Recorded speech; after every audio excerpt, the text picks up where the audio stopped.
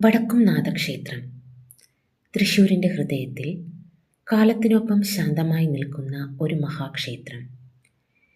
ഇത് വെറും ഒരു ആരാധനാലയം മാത്രമല്ല, അത് വിശ്വാസത്തിൻ്റെ, സംസ്കാരത്തിൻ്റെ, കേരളത്തിൻ്റെ ആത്മാവിൻ്റെ ഒരു അടയാളമാണ്.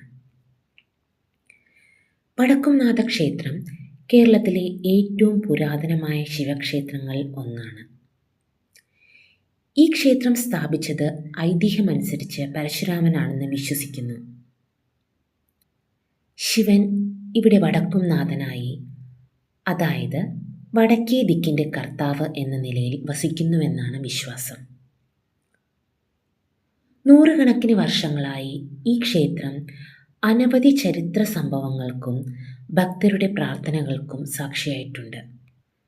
വടക്കുംനാഥ ക്ഷേത്രം നാടൻ കേരള ശൈലിയിലുള്ള വാസ്തുവിദ്യയുടെ ഒരു ഉത്തമ ഉദാഹരണമാണ്.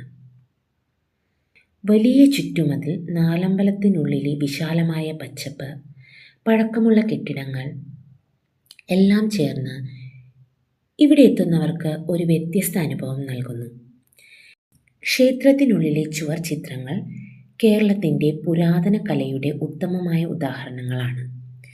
രാമായണവും മഹാഭാരതവും ശിവപുരാണവും ഈ ചിത്രങ്ങളിൽ ജീവിക്കുന്നു. വടക്കുംനാഥ ക്ഷേത്രത്തിലെ പ്രധാന പ്രതിഷ്ഠ മഹാദേവനാണ്. ഇവിടെ മഹാദേവൻ ശാന്തനും സംരക്ഷകനുമായ ഒരു ദൈവമായി ഭക്തർ അനുഭവിക്കുന്നു. മഹാദേവനോടൊപ്പം പാർവതി, ഗണപതി, ശങ്കരനാരായണൻ, ശ്രീരാമൻ, നന്ദികേശ്വരൻ എന്നിവർക്കും ഇവിടെ ആരാധനയുണ്ട്. ഓരോ ദൈവത്തിനും തനതായ പ്രത്യേകതയും വിശ്വാസവുമുണ്ട്.